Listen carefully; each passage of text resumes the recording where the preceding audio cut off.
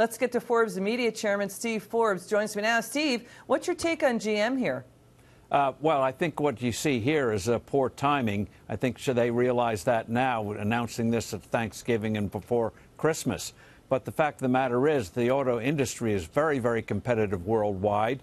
People are not buying passenger cars the way they used to. They like the SUVs. They like the trucks, but traditional passenger cars, they don't so much. And so I think they probably made the right decision, but the timing of it left something to be desired. But I do think in Lordstown, they will do something to keep that plant going, even if it's nowhere near the employment they had before. Good point. Steve, let's turn to President George H.W. Bush, his funeral today in Washington, D.C. A World War II hero, a man of service and integrity. He helped set the stage for the end of the Cold War era. Here's the thing, Steve. You say that President Bush's policies also helped set the stage for the economic boom of the 90s, but he's blamed for raising taxes. I thought the decision to raise taxes was a wrong one at the time, still do. But he did other things, such as ending the Cold War, such as dealing with the savings and loan crisis, which cost a lot of money, was a huge drain on the U.S. economy. So he did a lot of things right. And I think it's beginning to be appreciated today, his role in ending the Cold War without a shot being fired. Because it went so smoothly, we think, oh, that was the most natural thing in the world. No. If he had mishandled that, it would have been a disaster. And that was an enormous achievement. What he did with the Iraq War was an enormous achievement. And so he didn't get credit at the time for those major achievements.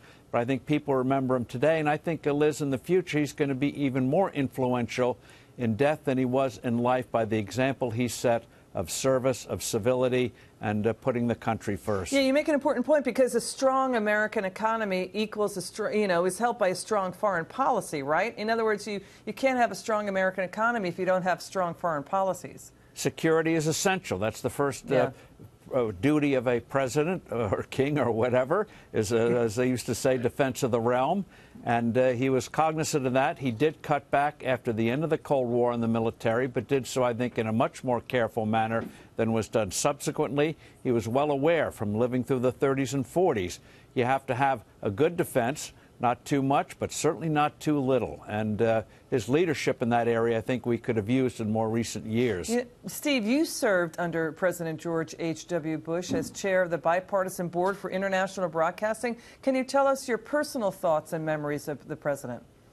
Well, he was a president who cared about the country, but he also was very personal. When my father died in early 1990, he called me, expressed condolences, said nice things about the meetings he had with my father, said things about what his father meant to him. Those kind of gestures, I think, are what truly live. So it was a privilege to serve him. He understood the importance of communications and getting America's message out to the world. But he also had that personal touch that really lasts with you and makes the kind of impression that never leaves you. And you could see his son's personal touch, too, saying, you know what, he had a terrible short game and he hated vegetables. It was funny. There were funny moments today, right, Steve? There were. It was a wonderful service. As everyone has remarked, 2.5 hours went very, very quickly. It was a good combination of humor and sadness. And I think what George W. Bush did was the perfect way to end those extraordinary eulogies, starting with Meacham, Simpson and the others, Mulroney, Prime Minister Mulroney. Wonderful, wonderful eulogies to an extraordinary man. And Prince Charles representing Her Majesty the Queen, who visited with George H.W. Bush and Barbara Bush in 1991. And back then, George H.W. Bush was poking fun at the Queen and said, Steve, at the time, you have your, very competitive walking agenda. You had our Secret Servicemen out of breath trying to keep up with you. The Queen. Well, he had that personal touch. And he could combine seriousness of state with the humorous touches that make for personal relations. And it was personal relations that helped end the Cold War in the peaceable way that it did. Gorbachev learned to trust him, the former head of the then declining Soviet Union. He didn't lord it over him. He practiced the diplomacy in a way that this thing could have gone as well as it could. And the idea 10 years before, if you'd said that we were going to win the Cold War without a shot being fired in the peaceable way that it was done, Germany would be reunified as part of NATO, and then we'd wage a war in the Middle East with the allies from 29 other nations, you'd have said impossible. But he brought it off. All right, Steve Forbes, Chair of Forbes Media. Great to see you, sir. Thank you so much. Thank you.